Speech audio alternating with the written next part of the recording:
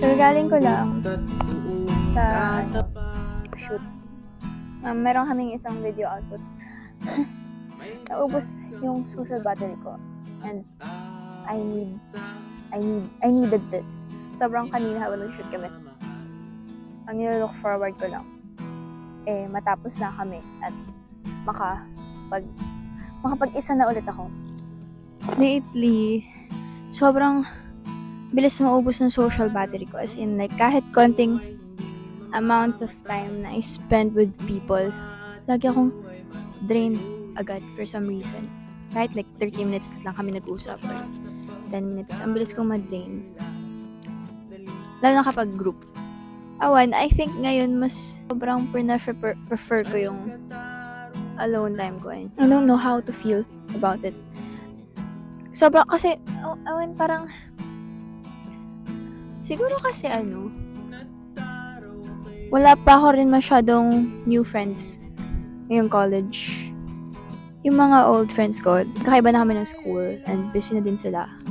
Being with them was like the most social point of my life. And lately, parang may social life naman ako. Yeah, may social life ako. Pinilit, may social life ako, guys. May social life ako.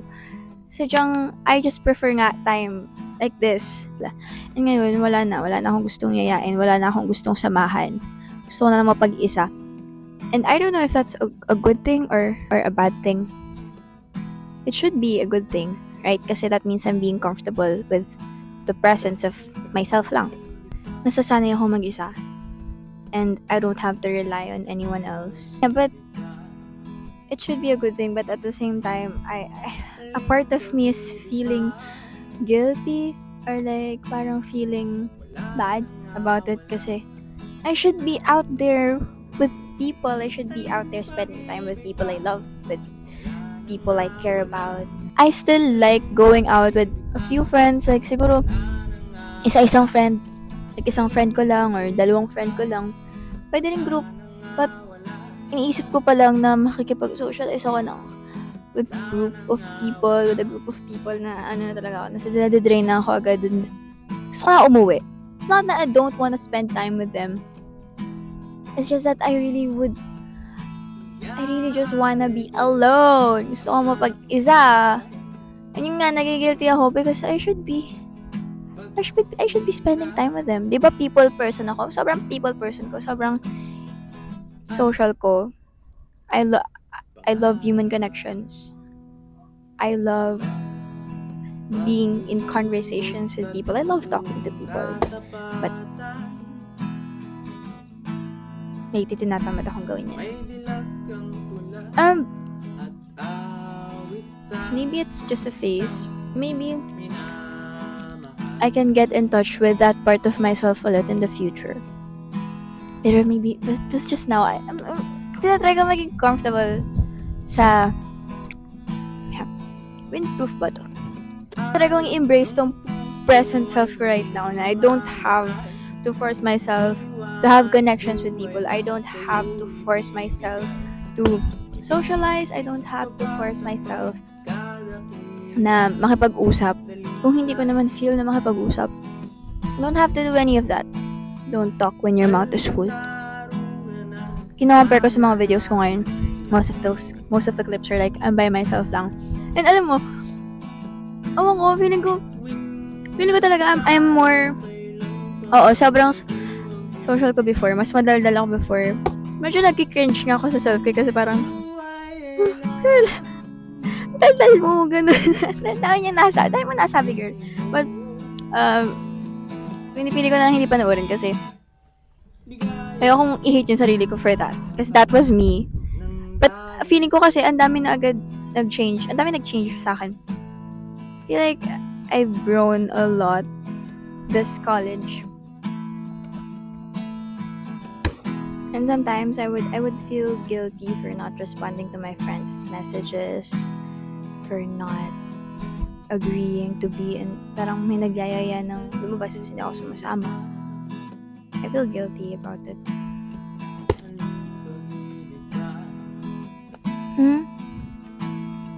Parang hindi masyadong dewy yung cookies sila ngayon.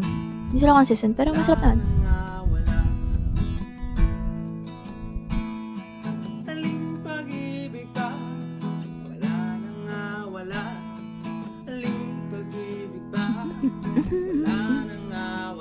So, matulog.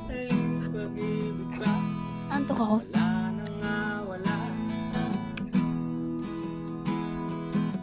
Iba yung feeling kapag you're alone, like sa kwarto mo.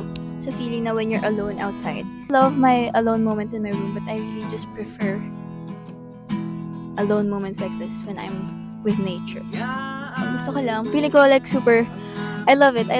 Feeling ko super small ko. Ganda ng mundo, no?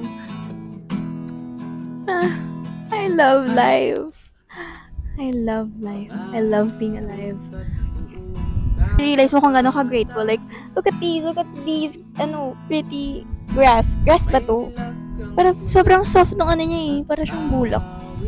And ang sarap nung hangin. And ang ganda nung langit. Ang bright. And trees. And the wind. And the sky. And the birds. And ang sarap nung cookie kong kinain. Sarap nung cookies. Sarap nung drinks. Like, wow, how did I get so lucky to live a life like this? That's how I view it.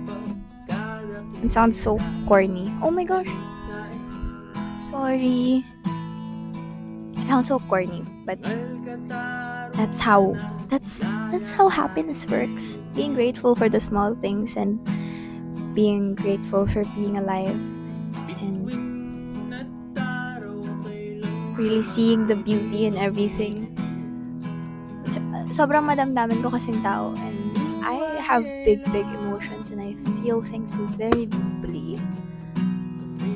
And it's both a blessing and a curse. In moments like this, it feels like a blessing kasi I feel so much appreciation with the world around me. Pero may mga moments na it's a curse kasi kapag malungkot ka, sobrang lungkot mo naman. Kung masaya ka, sobrang saya mo. And I don't know, upload ko ba to? I have problems with like really talking and sharing it to people. I feel like minsan walang sense yung sinasabi ko. Feeling ko pa ulit-ulit ako. Feeling ko naboboard na kayo ngayon habang pinapakinggan ako na parang kung pinagsasabi to. Ganun yung tumatakbo sa isip ko. So I don't know if I'm gonna post this on YouTube. As if naman madaming nanonood sa videos ko. Like I'll have like, I don't know, 10 subscribers, 11, 12, 13, something like that. And most of them, all of them, I think, are just my friends. Nung nalaman nila na, you have a YouTube channel! Yan. Being the great people that they are, subscribe sila.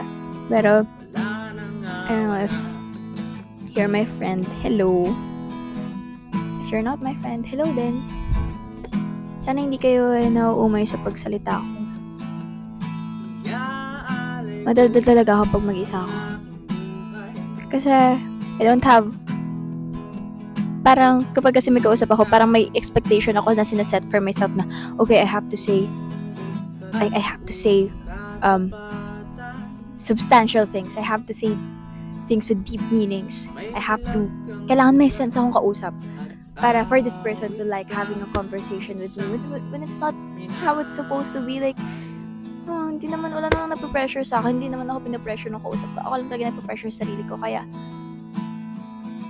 nag-hold back ako sa pagsalita kasi kapag pakiramdam ko walang sense yung sasabihin ko, hindi ko siya sasabihin. Dapat sinasabi ko siya kasi that's yung rawness nga ng conversations is what makes a conversation more meaningful. Kasi you say whatever you want. Don't have to overthink about every word. Kainis ka. Sana lang ganito ako kadaldal when in front of other people. I mean, may mga selected people na ganito ako kadaldal. And I appreciate them for that. Anyways, may mga nagpapaputok na bata dun. Ano kayo napaputok nila? Parang piccolo yata. Or something. Piccolo ba yun? Gana ba yung tunog na piccolo? Feeling ko mas maganda yung lighting if dito ko sa kabila. Ilagay yung camera. Oh my gosh, so stupid.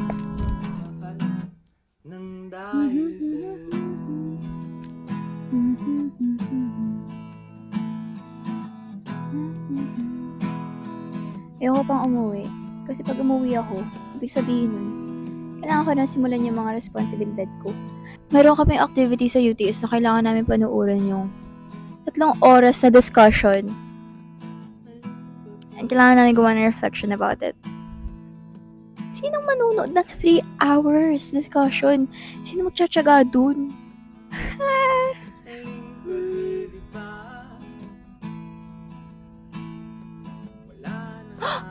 May baka, nagaligo siya sa ilog. Moo.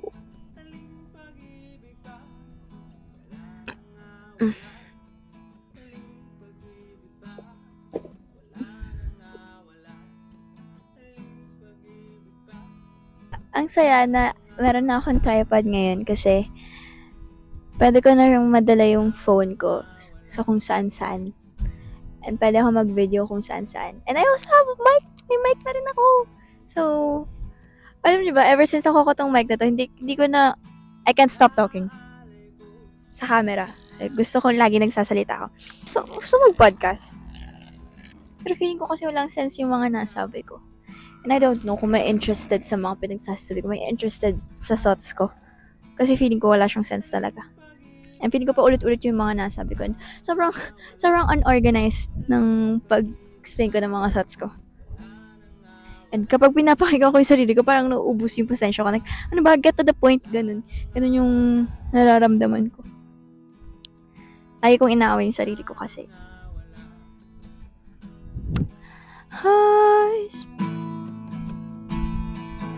Hintay ko mag-sunset kaso feeling ko later pa siya. Gusto ko na umuwi. Kailangan ko na umuwi. Kailangan ko na talaga umuwi.